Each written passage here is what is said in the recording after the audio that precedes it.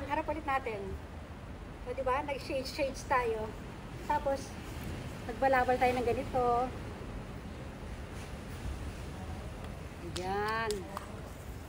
O, diba? Kasi hindi naman ako lalangoy. Dito lang ako sa gilid-gilid ng puno. Ayan. Ito, kinostomize ko lang tong aking swimwear. Ayan.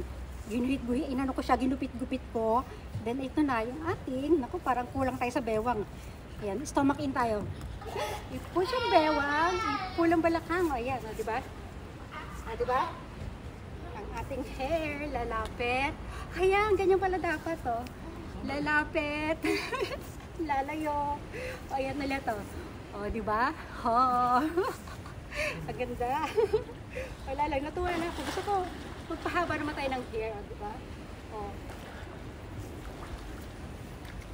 Dito tayo sa puno. Sa puno ulit. O, upo naman tayo dito. O, diba? Ayan. Papa, masa pwede? O, diba? Oo. Medyo fresh yung ating mata ngayon kasi nakatulog tayo ng mahaba-haba. O, diba? Lalapit. Mas maganda pag naka-cover siya. Lalapit. Lalayo. O, diba? Lakad-lakad tayo dun.